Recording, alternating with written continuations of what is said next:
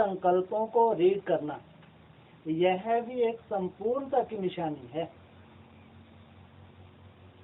जितना जितना अव्यक्त भाव में स्थित होंगे उतना हरेक के भाव को सहज समझ जाएंगे कि इसका भाव क्या है, इसका वायुमंडल क्या है, इसका वाइब्रेशन क्या है, टच होने लगेगा। एक दो के भाव को ना समझने के कारण अव्यक्त भाव की कमी है।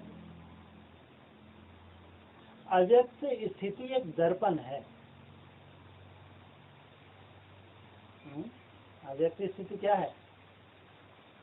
दर्पण में क्या होता है? सब कुछ सहज और स्पष्ट दिखने लगता है। तो अव्यक्त स्थिति भी ये क्या है? आपके लिए दर्पण का काम करेगी। जब आप अव्यक्त स्थिति में स्थित हो तो कोई भी व्यक्ति के भाव अव्यक्त स्थिति रूपी दर्पण में बिल्कुल स्पष्ट देखने में आ जाएगा। फिर मेहनत नहीं करनी पड़ेगी। दर्पण को मेहनत नहीं करनी पड़ती कोई कोई भाव को समझने में। जितनी जितनी अव्यक्त स्थिति होती है वह दर्पण साफ और शक्तिशाली होता है। इतना ही बहुत सहज एक दो के भाव को स्पष्ट समझते हैं। अव्यक्त स्थिति रूपी दर्पण को साफ और स्पष्ट करने के लिए 3 बातें आवश्यक हैं। उन 3 बातों से कोई एक बात भी सुनाओ। हर एक ने सुनाया।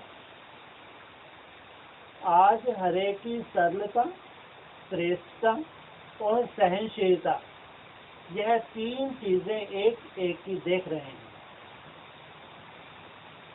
इन तीनों बातों में से कोई एक भी ठीक रीति धारण है तो दर्पण स्पष्ट है। कौन कौन सी 3 बातें बताएं? सरलता, श्रेष्ठता और सहनशीलता। अगर एक भी बात की कमी है तो दर्पण पर भी कमी का दाग दिखाई पड़ेगा। इसलिए जो भी कार्य करते हो हर कार्य में 3 बातें चेक करो। सभी प्रकार से सरलता भी हो, सहनशीलता भी हो, श्रेष्ठता भी हो।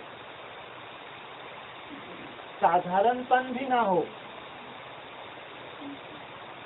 अभी कहाँ श्रेष्ठता के बजाय साधारणता दिखाई पड़ती है।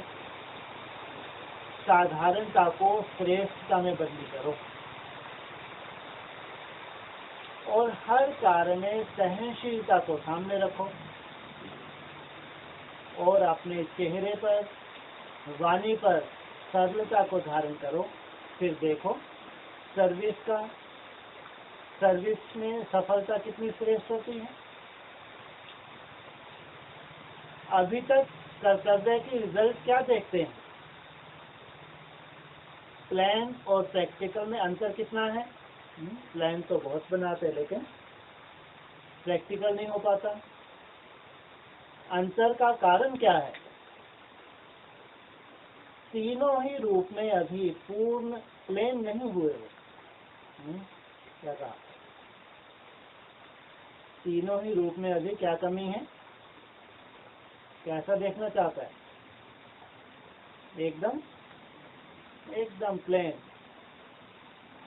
स्मृति में भी प्लेन,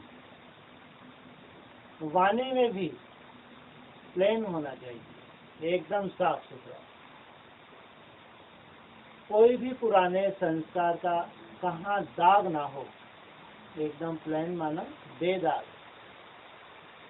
और कर्म में भी प्लेन अर्थात श्रेष्ठता।